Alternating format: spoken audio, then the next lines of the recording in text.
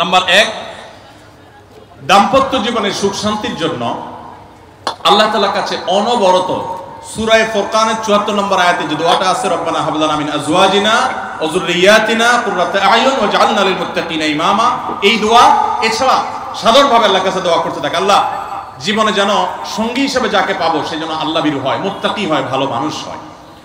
এরপরও যদি খারাপ মানুষ পড়ে যায় তো মনে রাখবেন ফেরাউনকে আল্লাহ তাআলা আসিয়ার মতো নেককার মানুষ দিয়েছেন, আসিয়ার মতো নেককার মানুষের কাছে ফেরাউনের মতো অত্যাচারী স্বামী দিয়েছেন। আবার আল্লাহ তাআলা নূহ আলাইহিস সালামের মতো মানুষকে, লূত আলাইহিস সালামের মতো মানুষকে তাদের অবাধ্য এবং আল্লাহর প্রতি ঈমান আনে নাই এমন নারী, এমন স্ত্রী দিয়েছেন। অতএব পরীক্ষা হিসাবে নেবেন, কিন্তু দোয়া করতে থাকবেন। নাম্বার 1 হলো দোয়া করতে থাকা। 2 নম্বর হলো জীবন সঙ্গী নির্বাচনের ক্ষেত্রে ধার্মিকতাকে সবকিছুর উপরে প্রাধান্য দিবেন। ধার্মিকতা থাকলে বাকি সবকিছুতে কম্প্রোমাইজ করবেন, এক্ষেত্রে কম্প্রোমাইজ করবেন না।